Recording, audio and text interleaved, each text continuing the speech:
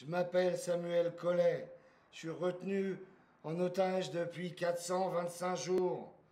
Et tout a commencé il y a 3 ans au putain de cabaret royal par un numéro de nœud.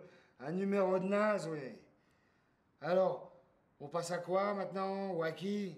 Parce que, après l'antédiluvienne sorcière qui fricotait avec un petit moine inquisiteur, on est passé sans transition en 1956 au petit Pierre qui a 18 mois reçoit un cadeau merveilleux du Père Noël, un lapin musical à la con. Je crois que c'est clair, c'est un mytho.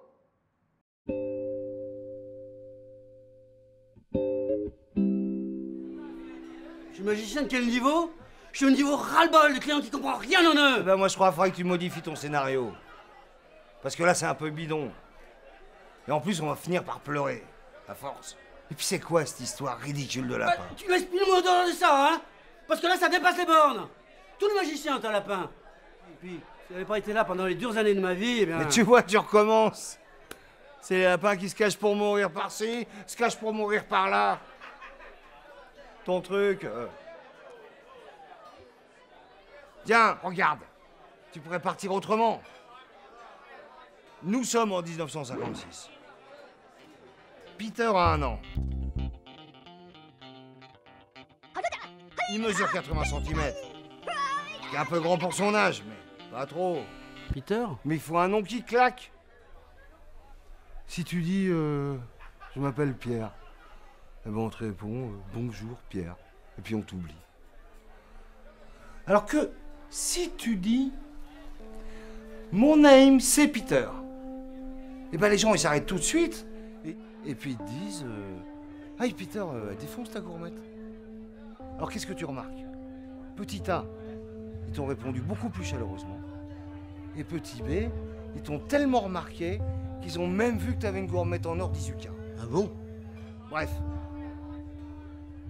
Peter aurait pu ressembler à n'importe quel garçon. Mais en réalité, il venait de la planète Neutronion. Ses parents, qui en fait sont ses parents adoptifs, parce qu'il l'avait trouvé dans un champ de betteraves, nu, tenant une corde à la main, la corde magique de son père. Mais il déteste jouer aux jeux débiles des enfants de son âge, au grand désespoir de son père. Il y a 1 an, il avait une maîtrise des nœuds telle que ses parents adoptifs s'angoissaient en rêvant d'un enfant ordinaire. Ses pouvoirs inquiétaient aussi les belliqueux sauriens de la Lune Noire, les ennemis jurés de la planète Neutronion, qui avaient décidé d'envahir la Terre. Ils enlevèrent Peter sous les yeux effrayés de ses parents le soir de Noël. Alors comment Peter allait-il pouvoir sauver la planète? C'est cela, oui. On se le demande.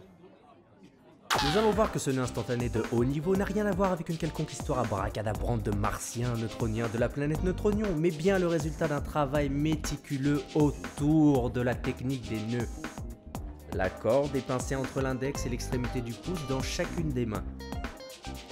Observez bien la position de départ, bon, et puis pour les gauchers, démerdez-vous. En rapprochant les mains, on attrape les extrémités opposées, mais regardez plutôt. Tout est dans la beauté du geste. Il ne reste qu'à éloigner les mains. Voilà, c'est bête comme chou, mais extrêmement efficace.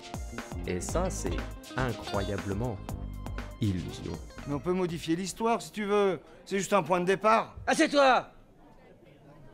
Retourne à ta place! Et plus vite vous continuerez, plus vite je partirai. Et par pitié, ne gardez que les épisodes les plus croustillants, mon petit. T'enrailles des trucs, moi j'ai t'enraillé. Et puis limitons le nombre de bâillements. Crétin, hein!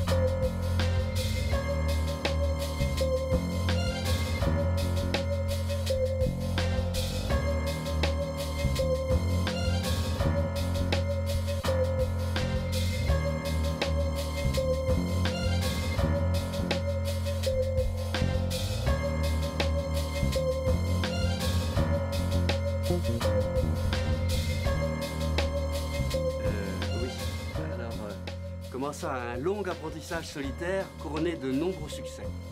Alors que j'organisais des soirées collectives dans le truc machin chose.